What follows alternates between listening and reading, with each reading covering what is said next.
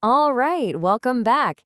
In our last chat, we talked about how God really initiated this whole relationship with us.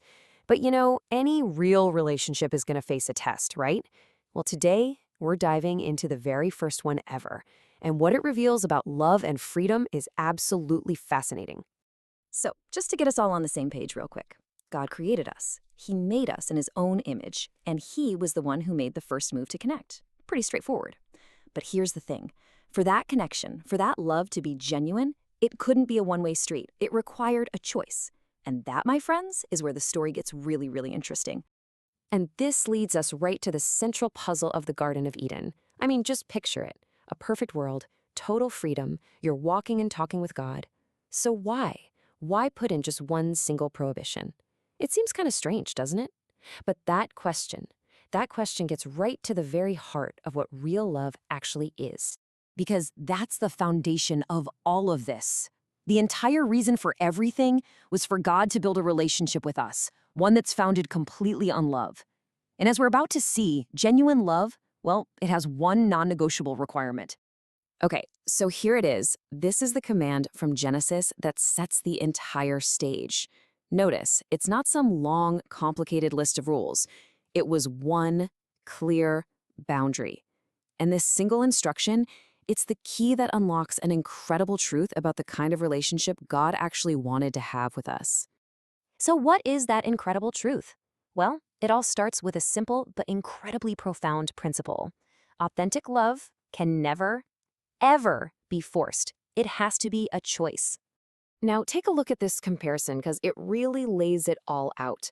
God absolutely could have made humanity incapable of disobeying, but what would that be? A relationship with a robot. An automaton's obedience is just mechanical, it's not relational. There's no character development, no genuine loyalty, and for sure, no love. For the relationship to be real, humanity had to have the freedom to say no. And this really gets to the core of it. If you don't have the power to choose wrongly, then choosing rightly doesn't really mean anything, does it? God wasn't looking for machines programmed to obey Him. He wanted a family that would choose to love Him. That freedom, as risky as it was the only way a genuine relationship could ever begin to grow. So, if the test wasn't some kind of cosmic trap, what was it? Well, that one forbidden tree was way more than just a rule. It was a powerful symbol of trust. Yeah, this was never about a piece of fruit. The tree was a symbol for so much more. It was a physical, tangible test of their love and their obedience. It was a constant reminder of their dependence on their creator. It drew a clear line between the creator and the creature. And this part is crucial. It was also God's way of protecting them from the direct, painful experience of evil. And it gave them a clear opportunity to demonstrate their faith and trust in His goodness. So the whole thing really boiled down to one single question of trust.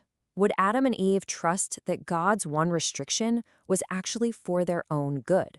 Or would they buy into the lie that true freedom meant total, complete independence from their creator?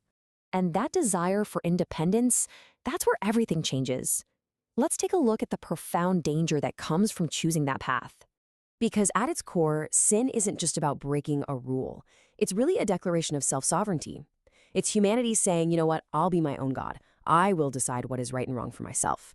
It's an attempt to dethrone the creator and put the creature on the throne instead.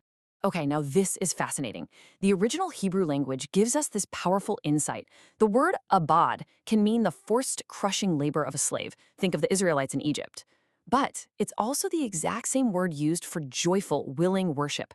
This reveals a profound truth. We were all made to serve something. So the choice in the garden wasn't between serving and being free. It was about who or what you would serve. A loving creator who gives life, or your own desires, which ultimately become their own crushing form of slavery. And the fruit of that choice for independence, it's always the same. When we cut ourselves off from the source of life and goodness, the result is decay. We see it in broken relationships with each other, with creation, with ourselves. It leads to moral confusion, to suffering, and to this deep, profound sense of alienation. But this isn't just some ancient story. The choice that was presented in Eden echoes through our own lives every single day. Let's bring this right into the present moment. That very same tree of choice stands before all of us. Every day we have to decide, am I going to trust God's principles and guidance found in His Word, or am I going to do what just seems right in my own eyes? Am I going to lean on His wisdom or my own, very limited understanding? It's the foundational choice of the human experience. So here's a question for all of us to reflect on. True trust isn't just for the things that make sense to us. It really gets tested when God's instructions seem strange or maybe even difficult. Am I willing to trust His character, His heart for me, even when I can't see the full picture? And that, right there, is the heart of faith. It's not a blind belief. It's a confident trust in the goodness and the wisdom of a Creator who loves us. It's a trust that His boundaries are always for our protection, and His guidance is for our ultimate joy. Now, we know how the story in the garden ends. Humanity, tragically, failed the test. They chose independence, and with that choice came alienation and death. But the story doesn't end there, not by a long shot, and that leaves us with a final, crucial question. What does a God of love do when the ones He loves turn away? What happens when love refuses to let go? We'll explore that next time.